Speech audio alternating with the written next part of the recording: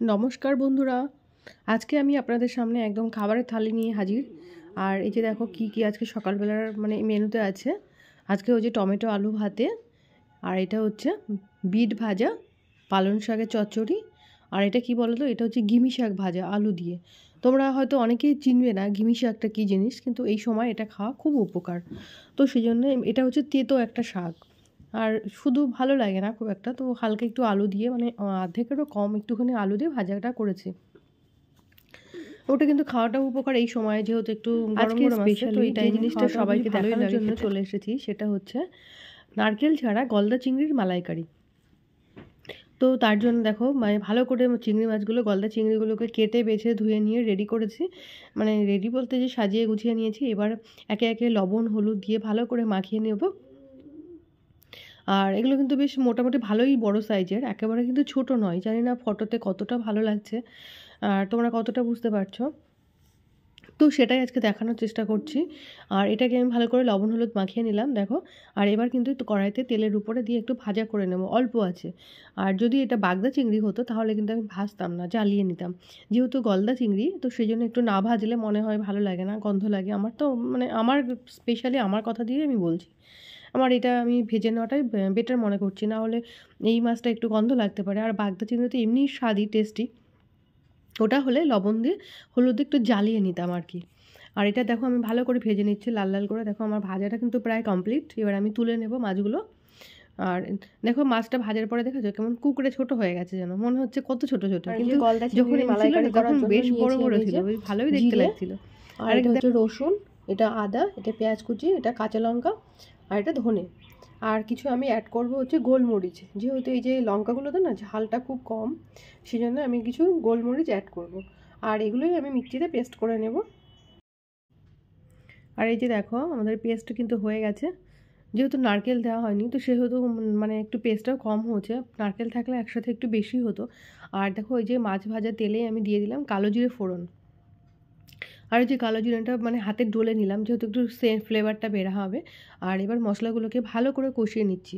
গ্রাইন্ডারে যে মশলাগুলো আমরা পেস্ট করলাম সেটাই আমি কষাচ্ছি। আর এদিকে একটু জল গরম বসিয়েছিলাম, এই জলটাতে আমি আর কি ওই যে দুধটা, আমুল দুধটা গুলে রাখবো আর কি। এখনই দেবো না, এটা লাস্টে সবার শেষের দিকে গিয়ে দেবো। আর তার জন্য তো আগে থেকে রেডি করার ব্যাপার থাকে না, গরম জলে এই দুধটা গুলবো, আমুল দুধটা একটু বেশি পরিমাণেই লাগবে। আর সেই জন্য ভালো করে গুলে ফাটিয়ে রেডি করতে হয়। তো এদিকে আমার কষাতে লাগছি আর ওদিকে ফাটাতে লাগছি। আর যে জলটুকু বেশি ছিল, আমি গ্লাসে আর কি আমুল দুধটা গোলার পর যে গরম জলটুকু বেশি ছিল, সেটা দিয়ে দেখো মশলাটা আবার কষিয়ে নিচ্ছি ভালো করে। একটু করে গরম জল দিলে প্রতিটা তরকারি কিন্তু সুন্দর হয়, আর বেশ ভালো টেস্টি হয় গরম জলের সাথে। তো ওই গরম জলটা দিয়ে আর কি কষিয়ে নিচ্ছি। আর দেখো আর প্রয়োজন মতো যতটুকু লাগবে আমি ঠিক ততটুকুই জলটা দেবো। আর এদিকে দুধটা রেডি করে রেখে দিলাম, সবার শেষে দিয়ে দেবো। আর এদিকে আমার ঝোলটা কিন্তু ফুটছে প্রায়, তো মাছগুলো এবার আমি দিয়ে দেবো। বেশি তো ঝোল করব না আর কি, কষা কষা টাইপের হবে, খুব বেশি ঝোল করব না।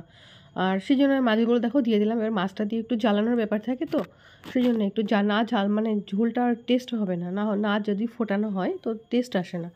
আর সেই জন্য দেখো ওই যে গ্লাসে যে জলটা গুললাম, দুধ দিয়ে, আমুল দুধটা একটু বেশি পরিমাণে দিয়েছি, যেহেতু যে নারকেলের দুধটা তো নেই, তো সেই জন্য একটু বেশি পরিমাণে দিতে হবে।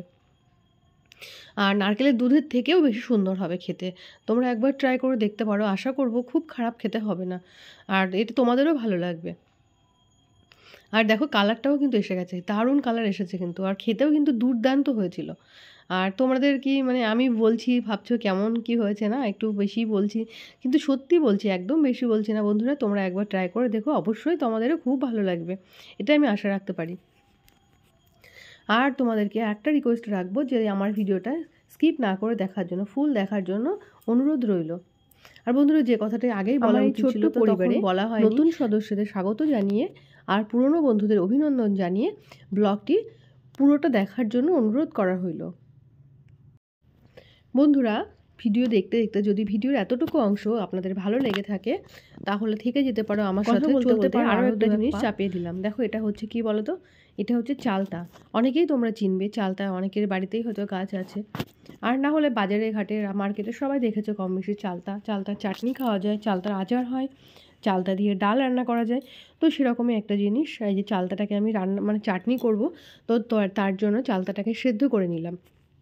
একটু লবণ হলুদ দিয়ে সেদ্ধ করে নিয়ে এবার দেখো একটু ফাটিয়ে নিচ্ছি, এই যে নোড়া দিয়ে আর কি ফাটিয়ে নিচ্ছি, না হলে তো আর কি ভালো লাগে না, না যে আচারটা, সরি আচার বলছি, চাটনি করতে গেলে। এই দেখো ফাটিয়ে নিয়ে পুরো রেডি করে নিলাম মোটামুটি। এবার আমি কড়াইতে আর কি কড়াটা চাপিয়ে দেবো। এবার কড়াইতে অল্প একটু তেল দেবো সামান্য পরিমাণে, আর দেবো একটু পাঁচফোড়ন, অনেকে সর্ষে ফোড়নও দেয়, তো আমি পাঁচফোড়নটা দিলাম আজকে। আর একটা শুকনো লঙ্কা দিয়েছি। দেওয়ার পরে আমি এগুলোকে অল্প কষে নেবো, মানে এটা তো বেশি কষো না, মানে হালকা একটু এপিট ওপিট করে নাড়াচাড়া করে নেব। নাড়াচাড়া করে তারপরে আমি জলটা ঢেলে দেবো। আর এতে কিন্তু আমি দিয়ে দেবো হচ্ছে তোমার পাটালি, আমার ঘরে ছিল পাটালি, এর আখের গুঁড়ো দিই, আমি পাটালিটা এখন ইউজ করছি, কেননা পাটালিটা অনেক দিন হয়ে যাচ্ছে, তো সেই জন্য পাটালিটা আমি এখানে ইউজ করব। আর এই দেখো প্রায় কষা কিন্তু হয়ে গেছে, এবার আমি জলটা ঢেলে দেবো। এই দেখো খুব বেশি যে জল দেবো তা না, যেহেতু আমার হাজব্যান্ড একটু ঝোলটা পছন্দ করে, মানে চাটনি খাওয়া মানে ও যে জলে মানে কী বলি আর কি, মানে আমের টক যেমন বলে না, ও ওরকম পছন্দ করে। তো এরকমই আর কি হবে, আর একটু ফুটে আরও কমও হয়ে যাবে, এতটা থাকবে না। তো এটা ঢাকা দিয়ে দেবো, ফুটতে থাকুক একটু লবণ দিয়ে। আর বন্ধুরা, তোমরা যারা এখনও অবধি আমার এই চ্যানেলটিকে সাবস্ক্রাইব করোনি, তারা অবশ্যই একটা সাবস্ক্রাইব করে দিও, আর লাইক কমেন্ট শেয়ার করে আমার পাশে থাকার চেষ্টা করো। আর এই যে দেখো আমার ঝোলটা কিন্তু ফুটে উঠেছে প্রায়। এবার আমি যে গুড়গুলো দিয়ে দিলাম, গুড়টাও শক্ত ছিল, আমি যে নোড়া দিয়ে একটু ফাটিয়ে নিলাম, বাটির মধ্যে রেখে নোড়া দিয়ে ফাটিয়ে ফাটিয়ে অনেকটা নরম করে নিয়েছি। আর এখন অনেক দিন হয়ে গেছে তো শক্ত হয়ে গেছে, ফ্রিজে ছিল, মানে শক্ত মানে ফ্রিজে ছিল বলে বেশি একদম টাইট হয়ে যে কৌটোর সাথে আর কি উঠতে চাইছিল না, সেই জন্য এই যে চামচ দিয়ে, কাঁটা চামচ দিয়ে আর কি ইয়ে করে করে বার করছিলাম। আর এই যে দেখো প্রায় আমার কিন্তু হয়ে গেছে, মানে চালতার এই যে টকটা, টক বলতে যে ভীষণ টক হয় সেরকম না, তবে